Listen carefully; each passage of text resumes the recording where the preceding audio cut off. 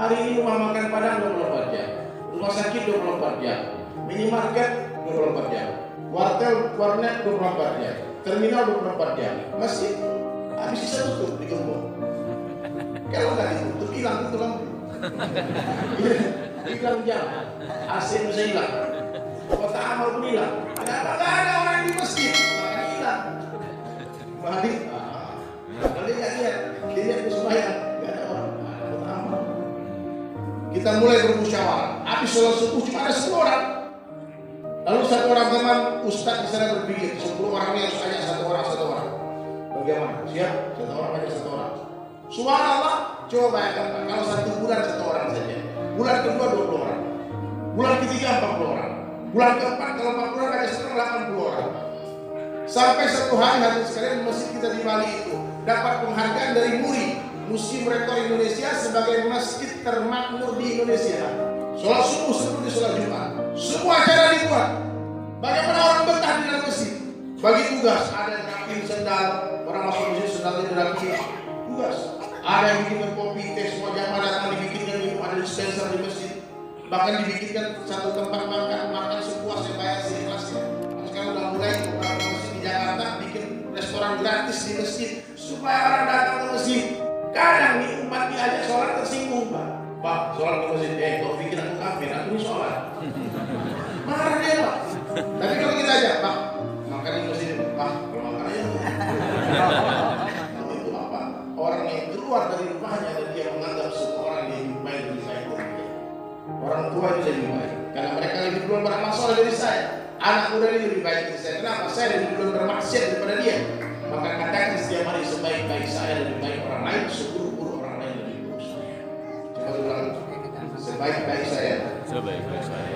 Ya, semua yang keras nanya, sebaik-baik saya. Sebaik-baik saya. Lebih baik orang lain. Lebih baik orang lain. Seburuk-buruk orang lain. Seburuk orang lain.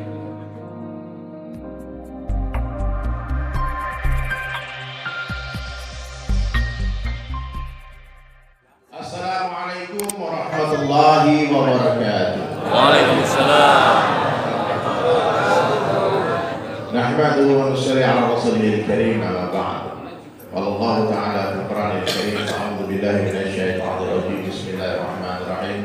Alladzi khalaqal mauta wal hayata liyabluwakum ayyukum ahsanu amala. Wa qala Nabi sallallahu alaihi wasallam, kullu ummati yadkhuluna jannah. Seluruh umatku akan masuk surga. Amin. Amin. Allah. Illa man aba. Kita lihat yang mau. Nah, di sini ada yang nggak mau masuk surga? Tidak ada. Ada nggak di sini yang cita-citanya masuk neraka? Nggak ada. Coba yang pengen masuk neraka kata aku.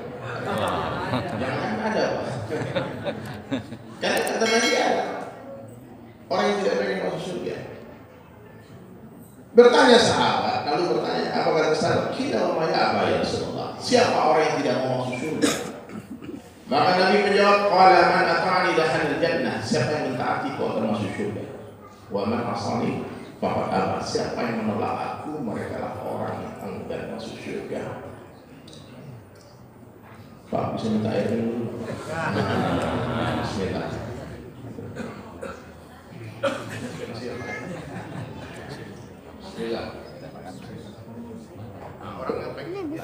Orang yang pengen masuk surga itu minumnya tangan kanan. Betul. Alhamdulillah. Alhamdulillah. Bismillah.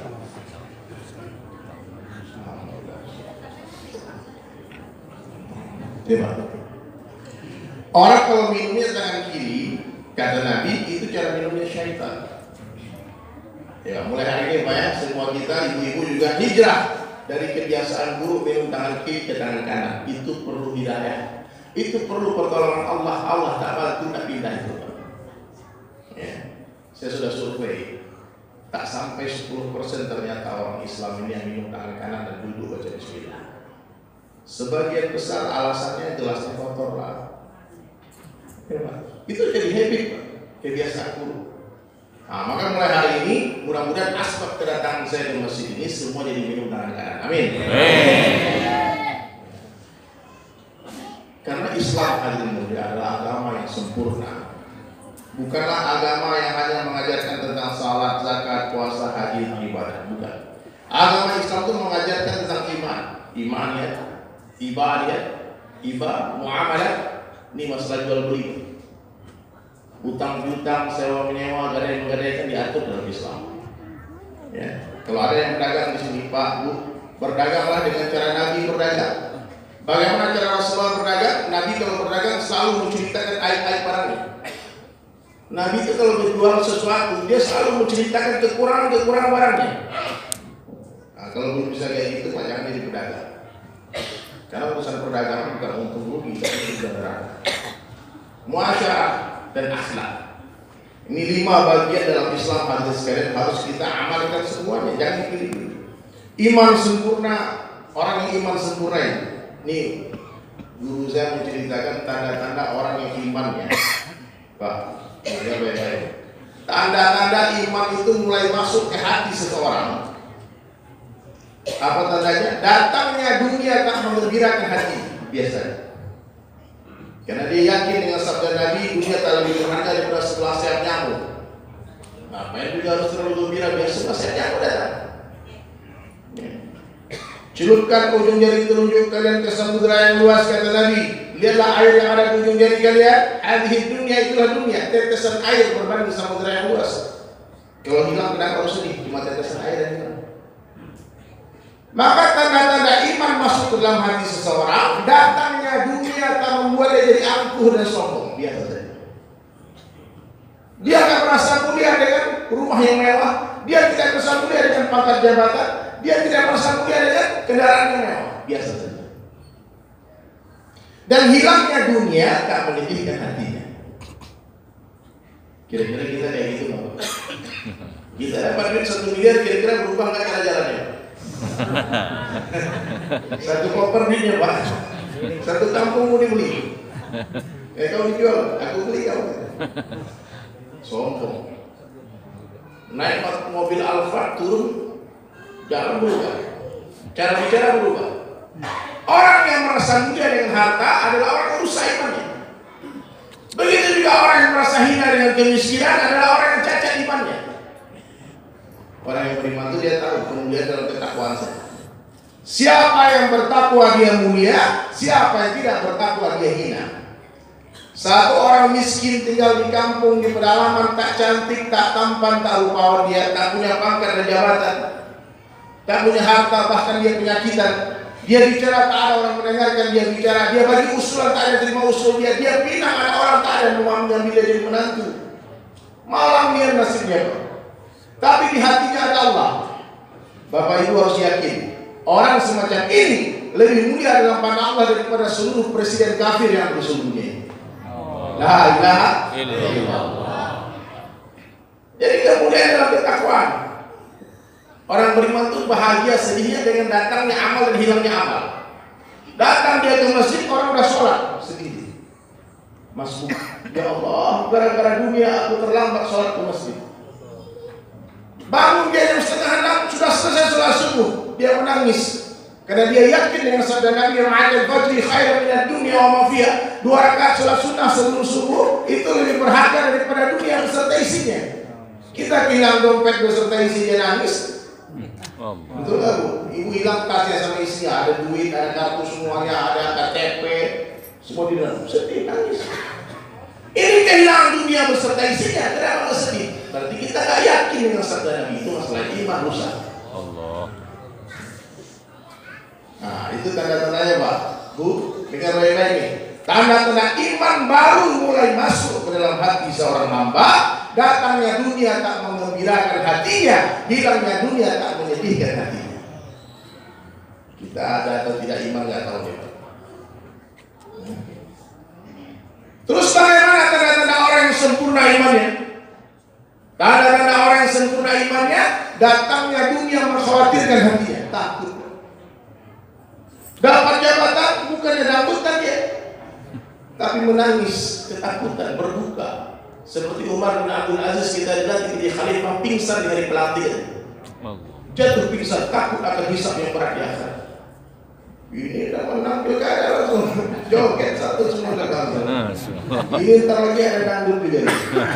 Kita nih orang-orang masjid bikin acara. Ada alih-alih santri-santri. Ya. Ada juga yang acara yang lain. Terserah nanti mau datang kemana. Allah uji iman. Ya, kita datang, ajak anak muda. Jangan sampai datangnya dunia mengirakan hati. Dan orang yang sempurna imannya, datangnya dunia mengkhawatirkan hatinya, hilangnya dunia menenteramkan hatinya. Pak, habis itu lepas jabatan, tenang. Seperti para nabi, para sahabat, mereka tak bisa tidur nyenyak selagi masih ada uang di kantongnya. Kalau ada duit tak tidur, Pak, dihabiskan dulu duitnya baru tidur. Seperti kita hari ini nggak bisa tidur kalau nggak punya duit. Coba, dulu para wali Allah, Pak, nggak bisa tidur kalau ada duit. Ada duit habisin, bisa. Lalu dia tenang hati. Karena takut akan hisab yang begitu berat di akhirat. Harta yang halal akan dihisab, yang haram akan dihisab. Ada cerita sahabat.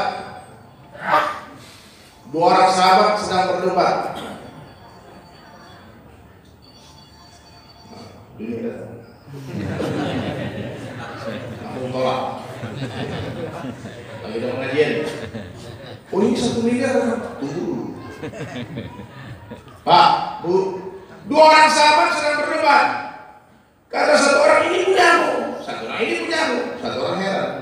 Ini kenapa orang ribut-ribut?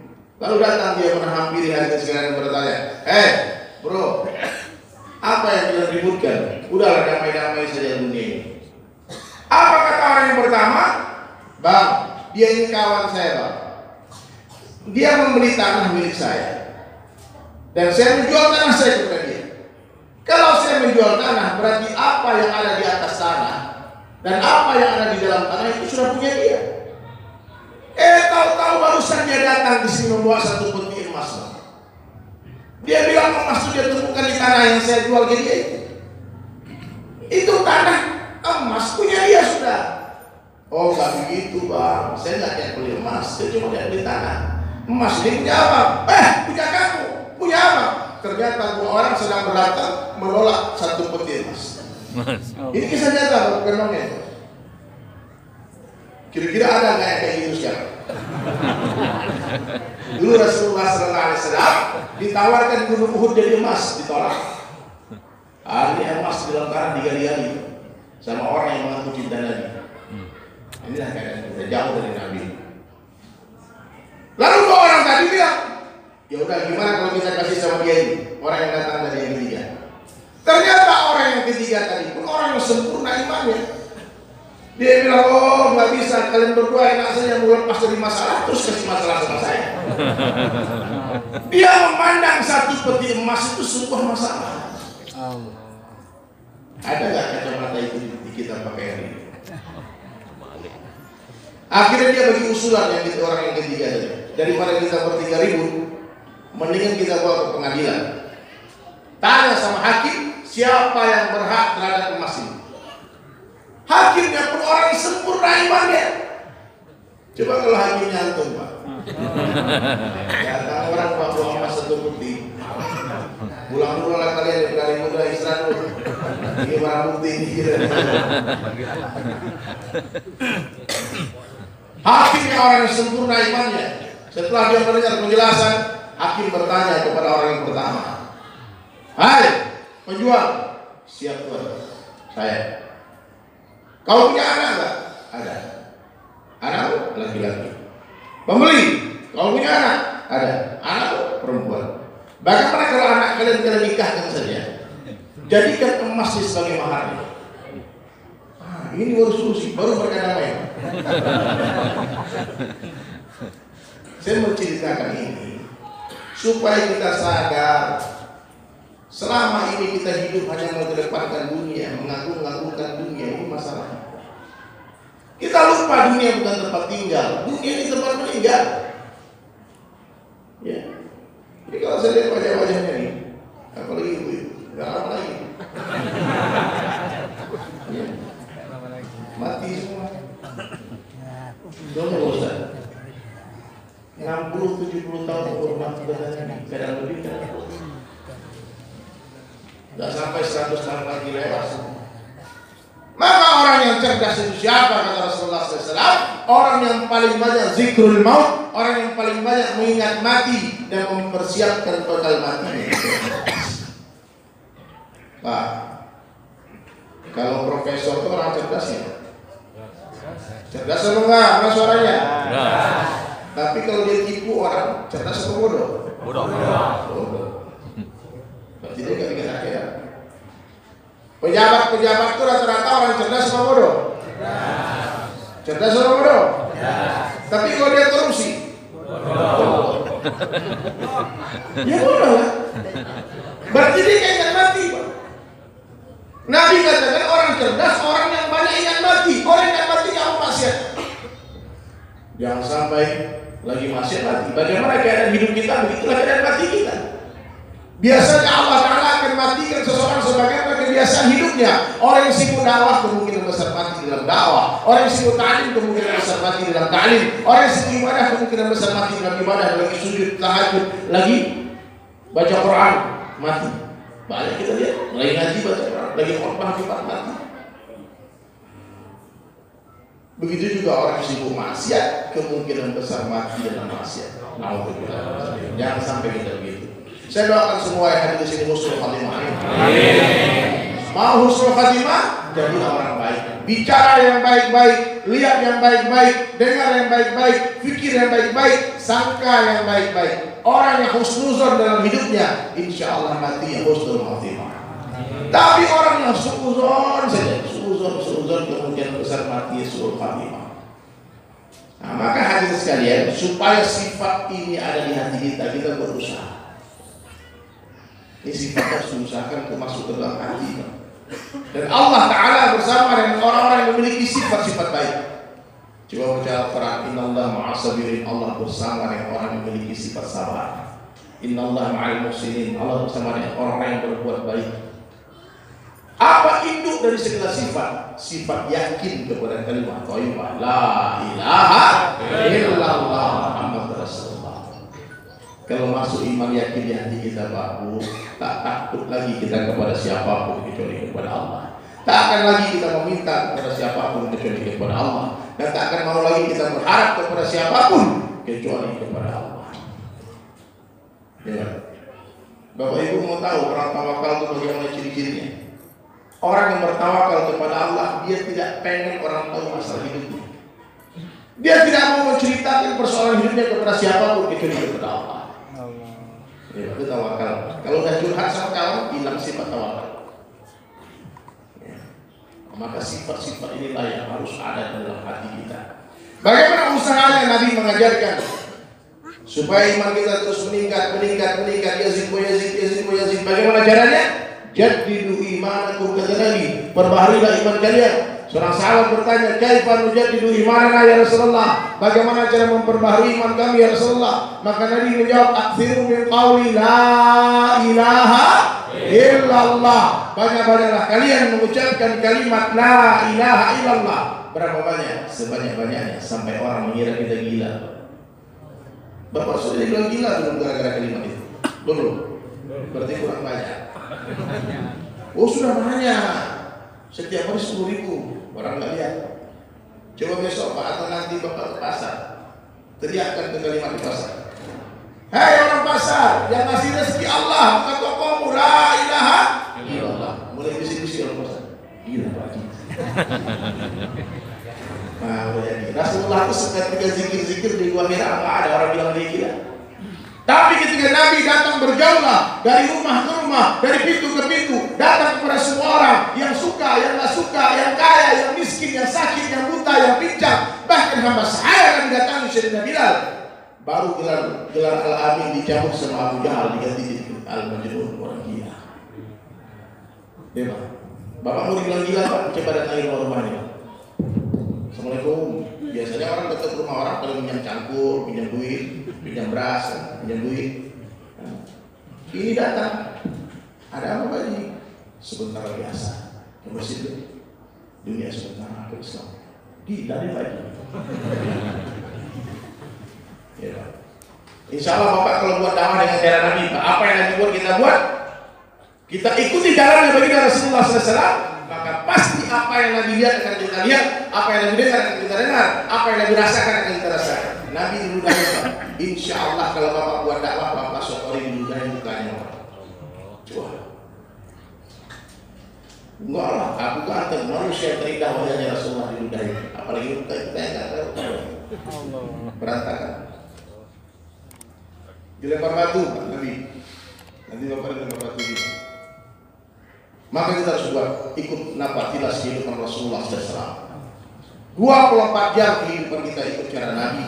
Nah, ini Pak. Dari ujung rambut, ujung kaki, bangun tidur lagi. Jangan heran Pak. Ini dikit-dikit pulang budaya Arab. Capek. Sunnah itu bukan budaya Arab.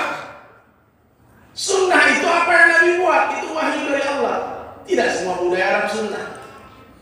Bu, hijab itu ajaran Islam, syariat Islam, bukan budaya Arab.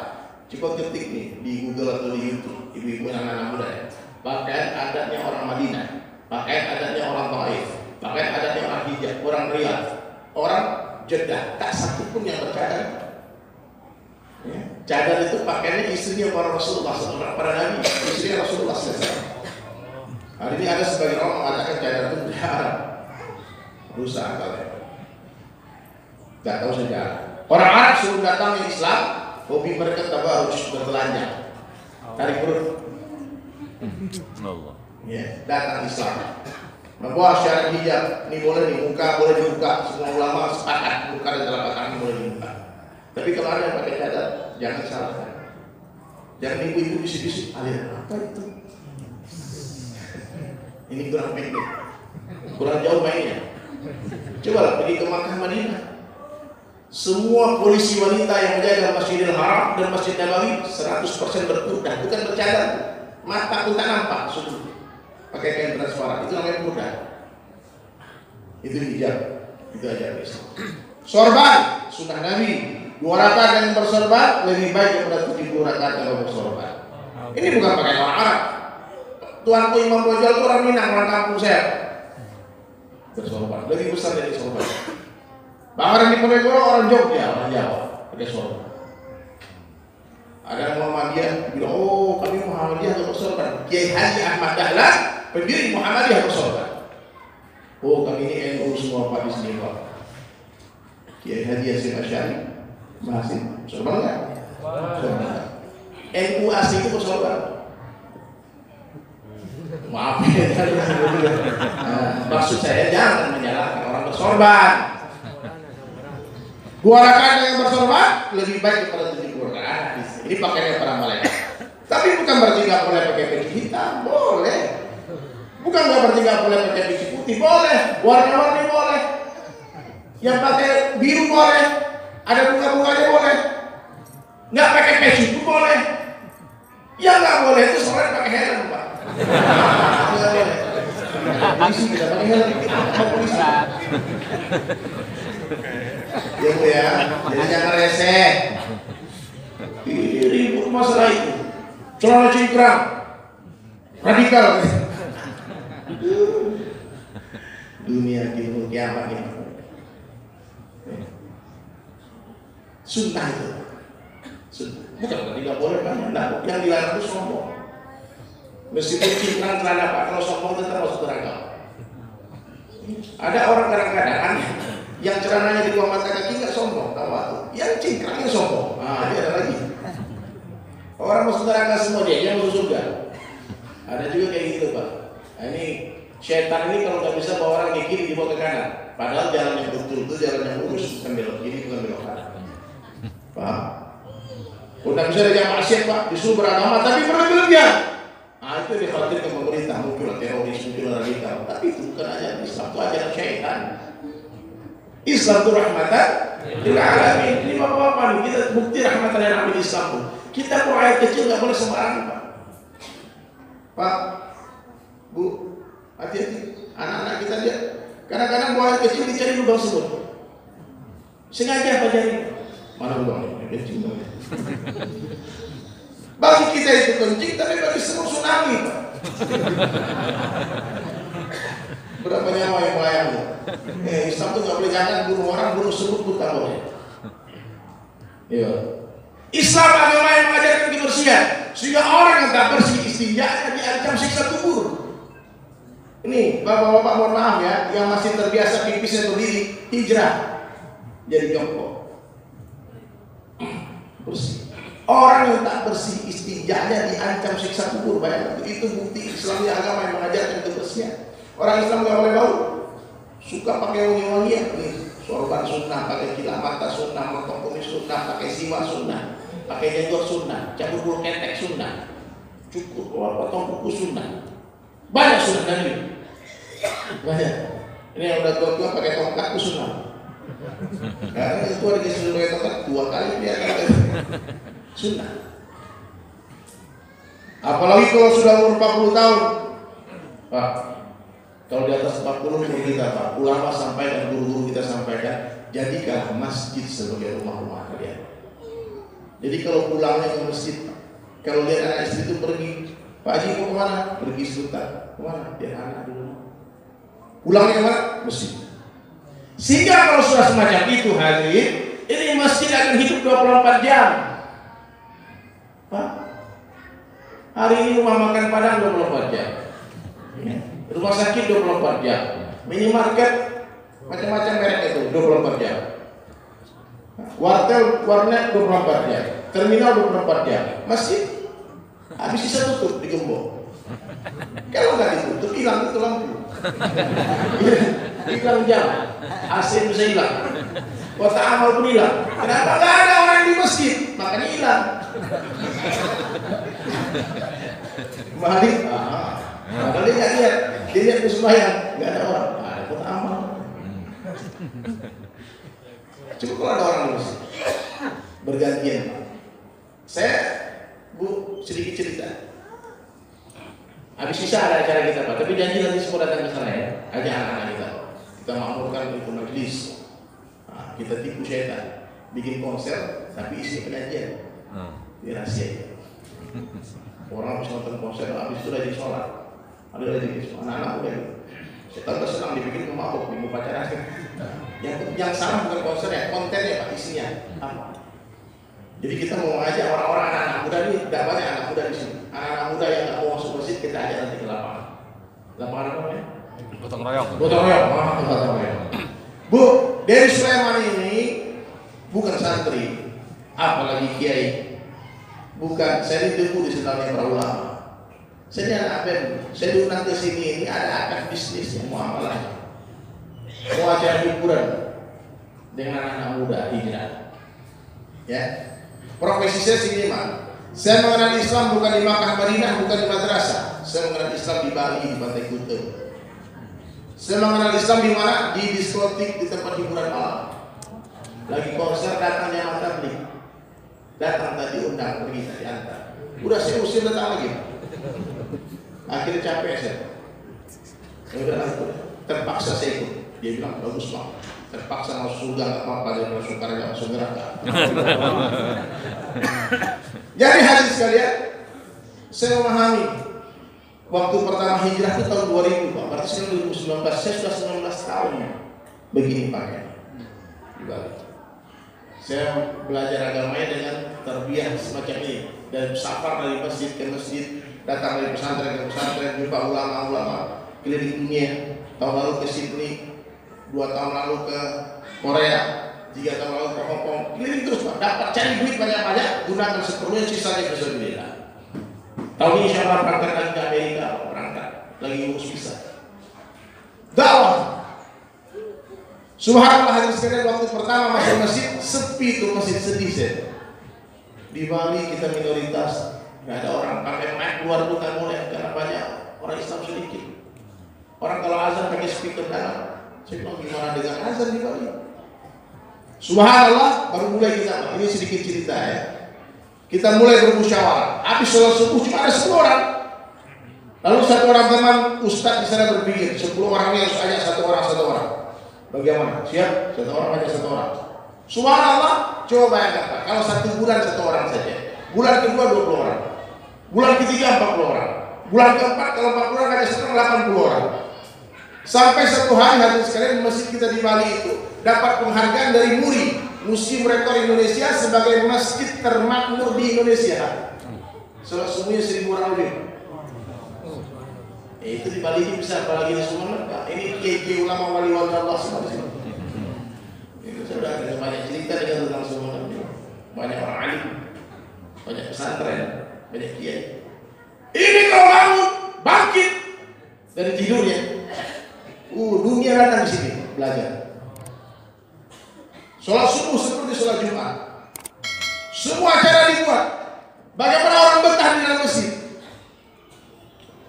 Bagi tugas, ada yang rapiin sendal, orang masuk masjid sendalnya dirapiin. Tugas. Ada yang bikinkan kopi, teh, semua jamaah datang dibikinkan minum, ada dispenser di masjid. Bahkan dibikinkan satu tempat makan sepuasnya, bayar seikhlasnya. Bahkan sekarang udah mulai beberapa masjid di Jakarta bikin restoran gratis di masjid supaya orang datang ke masjid. Kadang nih umat diajak sholat tersinggung, Pak. Pak, sholat di masjid, kau pikir aku kafir, aku ini sholat. Marah dia, Pak. Tapi kalau kita ajak, Pak, makan di masjid, kalau makan aja. Kalau makan, apalagi gratis, Pak, cepat semua, Pak. Jangan kan orang singa macan dikasih makan jinak. Apa itu mana metal lapang preman-preman pengamen kasih makan. Ini dikit-dikit ceramah, dikit-dikit ayat hadis sampai kadang orang itu kamu ke masjid gara-gara kita ada di masjid, Pak. Ini bapak-bapak ini marah-marah terus. Ini nggak boleh, ini nggak boleh. Ada teman saya takut masuk ke masjid, langsung bapak-bapak. Ini nggak sah sholatmu nih katanya. Keluar lagi dia, gak jadi sholat. Dia bilang, bro kenapa gak sholat? Itu kan kiai gak sah sholat. Dia datang, Pak, Bapak tahu, itu kawan kita tadi itu. Berbulan-bulan saya rayu dia untuk mau masuk ke masjid. Saya rayu dia mati-mati supaya dia mau datang ke masjid. Datang ke masjid, Bapak usir. Takut orang ke masjid, Pak. Maka orang-orang mengurus masjid ini mesti banyak senyum, Pak. Bagus. Anak-anak kecil kan, kalau anak kecil lari-lari jangan dimarahin. Bapaknya lain. Anak udah wajar. Anaknya kadang-kadang anak kecil dimarahin trauma, pas sampai mati nggak mau masuk masjid. Bapaknya berdosa. Kalau bapak buat anak kecil lari-lari paling kencing di masjid, bapak yang salah. Ya bapaknya tegur, baik-baik bapak. Tapi jangan anaknya, kadang-kadang salah. Anaknya itu, jangan. Sampai mati dia ingat. Masjid ini gak bagus. Saya kemarin masjid, gak masuk masjid. Ya Pak, kita buat masjid ini semenarik mungkin sehingga orang rindu datang ke masjid. Mak, ibu-ibu tolong masak yang banyak bawa ke masjid sehingga bapak-bapak ini betah di masjid. Jangan duduk di kafe. Di sini ada karaoke, Pak. Jadi ibu datang di makan di karaoke. Biar rame masjid, biar makmur masjid. Siap? Banyak yang bisa ceritakan lagi. Ini jam udah habis, waktu habis. Belum? Azan jam berapa? 22.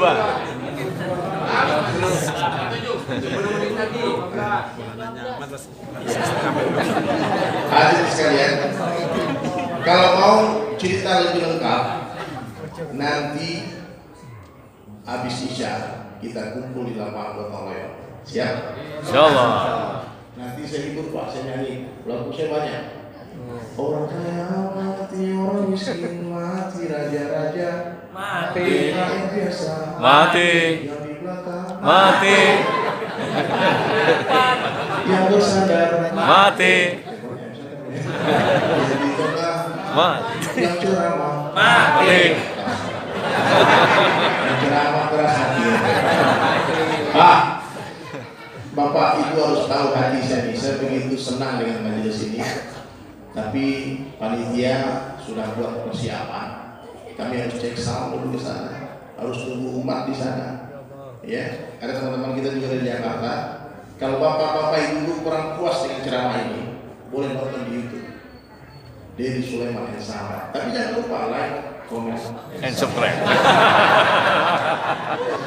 Siap? Baik, saya simpulkan. Dengar baik-baik.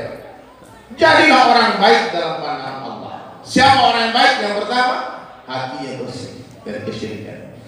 Dia tak takut kepada siapapun kecuali kepada Allah. Dia tak meminta kepada siapapun kecuali kepada Allah.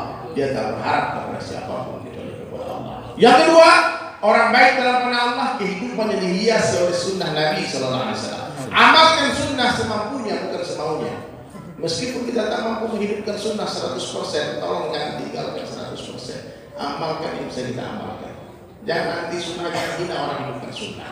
Yang ketiga, orang yang baik dalam pandangan Allah hatinya terpaut kepada masjid. Pak, sholatnya khusyuk 5 waktu berjamaah di tempat azan yang dikumandangkan. Yang keempat, orang baik dia cinta kepada ulama, haus kepada ilmu.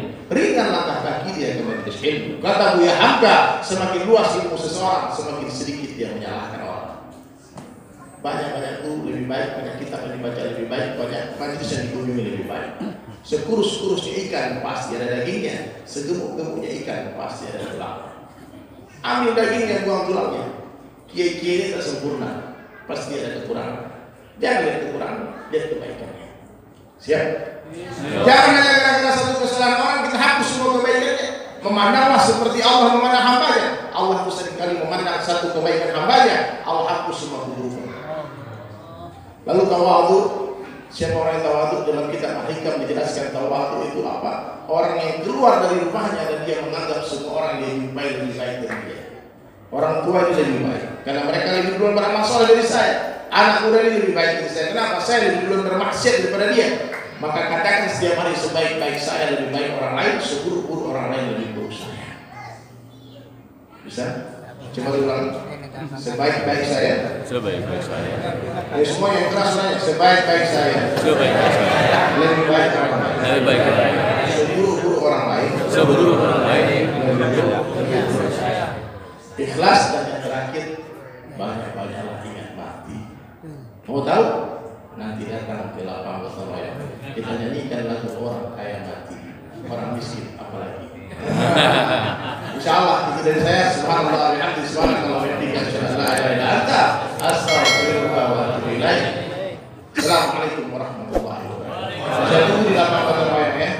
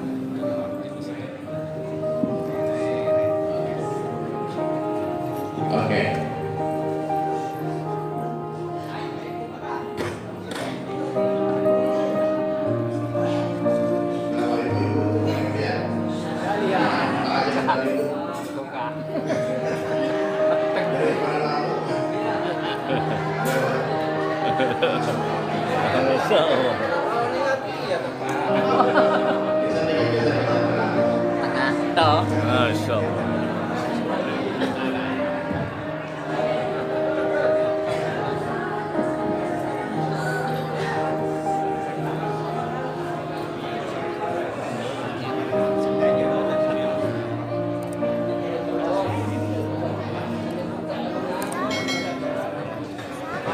Sudah.